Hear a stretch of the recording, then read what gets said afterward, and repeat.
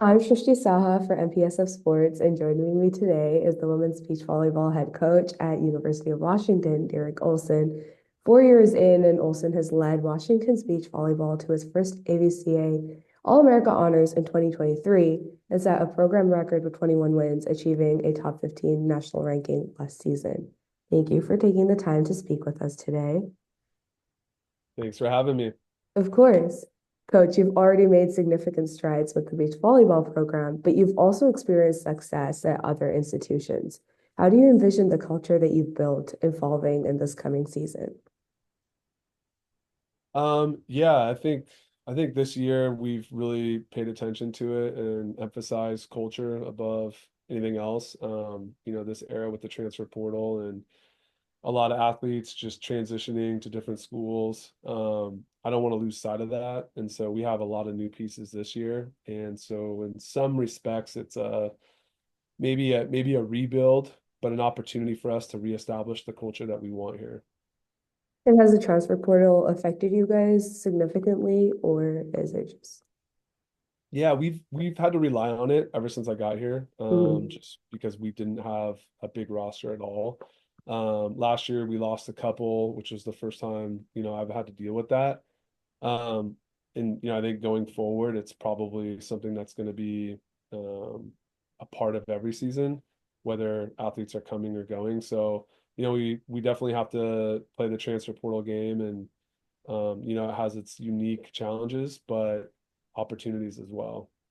You mentioned having to deal with losing players for the first time. What was that like? How do you cope with, how do you come back from that?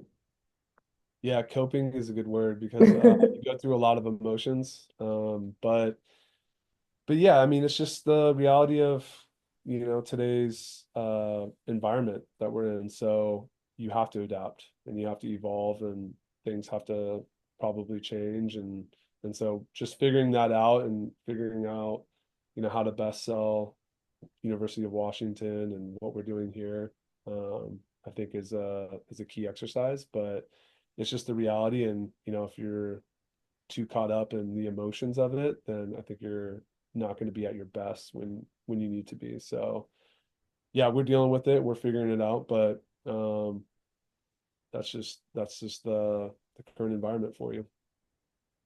So beach volleyball is known for its intimate team dynamics. Communication and trust are essential. We've already talked about culture, but how do you foster a culture of accountability and leadership within a program where you often rely on others for success, both off and on the set?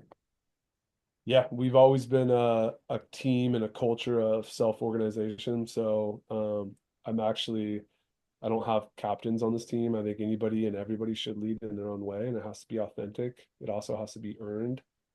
So first and foremost, that's a big part of what we do is everybody playing a role, finding that role, and adding value to our culture. I really, I really don't want people that are just kind of neutral.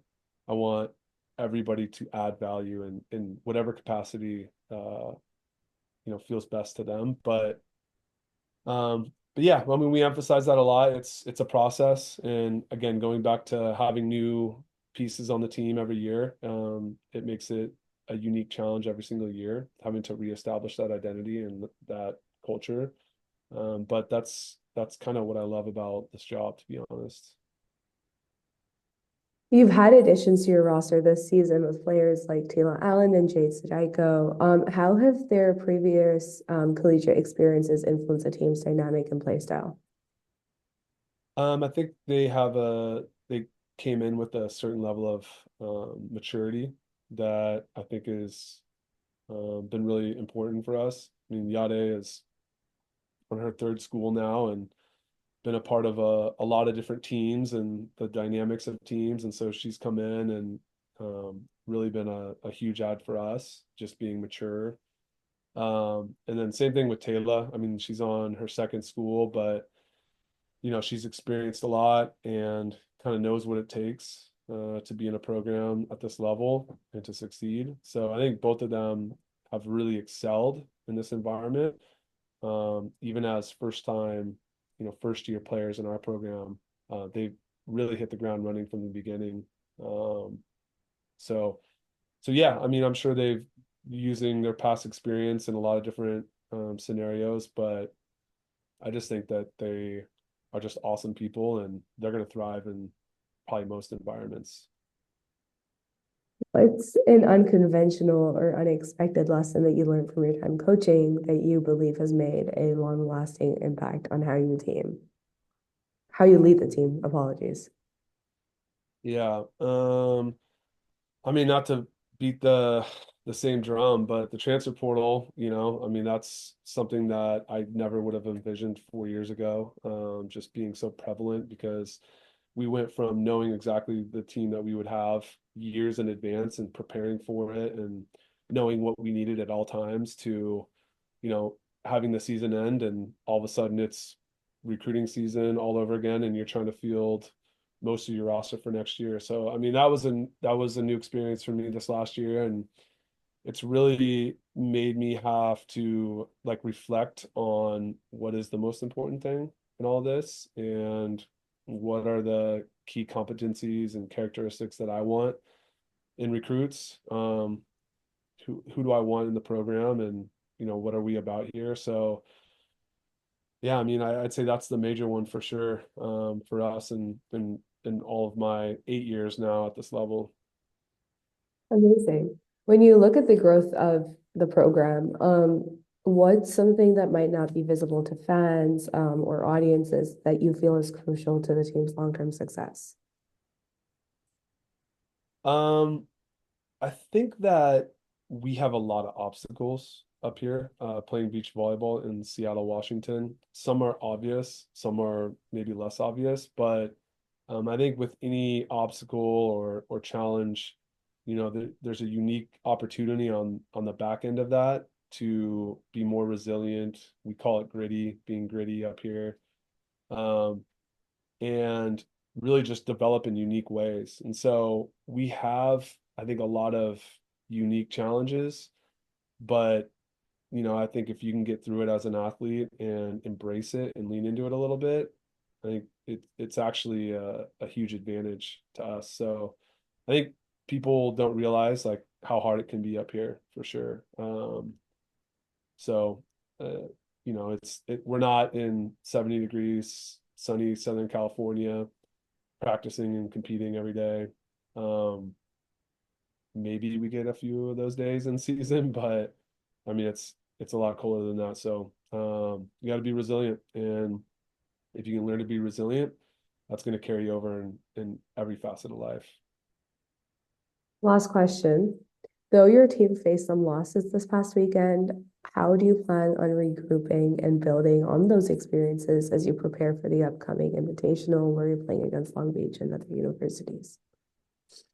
Yeah, I mean the whole goal has always been to just continually get better, and that's not linear. You're going to have your ups and downs throughout the course of the season, and if you are only looking at a constant moment in time, you're either thinking you're better than you are or you're worse than you are. And you really have to reflect at the end of the season back on the entire season. And hopefully, we've got 3 more weeks of season where we get to show what we are made of and show the improvement that hopefully we've been obtaining throughout the course of the year. But it's this last weekend we played for the best teams in the country, and my message to the team this last weekend was, um, on their best day, they're probably better than us, but nobody can maintain their best day throughout the course of the season, and that if we're going to beat a team like